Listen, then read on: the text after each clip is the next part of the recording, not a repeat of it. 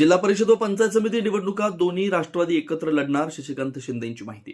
बारामतीत आज कृषी प्रदर्शनाच्या पार्श्वभूमीवर गोविंदबाग इथं ज्येष्ठ नेते शरद पवार यांच्या निवासस्थानी दोन्ही राष्ट्रवादी काँग्रेसच्या नेत्यांची बैठक पार पडली।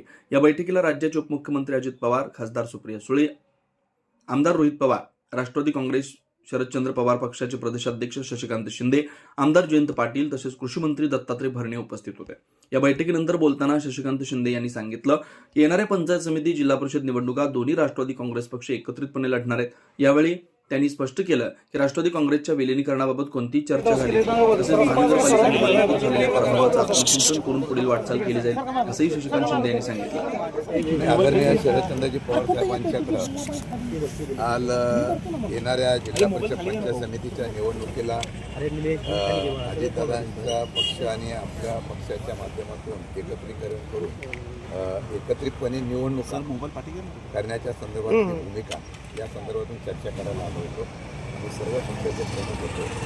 येणाऱ्या महानगरपालिकेला निवडणुकीला अशाच पद्धतीने करण्याचा विचार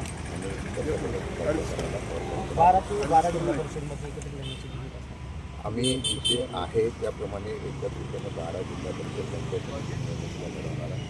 जिथे आम्हाला वाटलं की एकत्रितपर्यंत लढत असताना काही ठिकाणी लढायचे मैत्रीपूर्ण अशा प्रकारची निवडणूक करण्याच्या पद्धती चर्चा ज्या 12 जिल्हा परिषदांच्या निवडणुका आहेत, या 12 जिल्हा परिषद निवडणुका या समविचारी मतांची विभागणी टाळण्यासाठीच्या दृष्टिकोनातून दोन्ही राष्ट्रवादी काँग्रेस हे एकत्र लढण्याचा जिथे जिथे शक्यता आहे तिथे आम्ही एकत्र लढतो। दोन्ही राष्ट्रवादी एकत्र होण्याची मी म्हणालो की दोन्ही राष्ट्रवादी आता एकत्र लढतायत। आता 12 जिल्हा परिषदांच्या निवडणुकांविषयी आपण बोलतो आणि तिथे समविचारी मतांची विभागणी टाळण्याच्या दृष्टिकोनातून आम्ही एकत्र होऊन लढतो।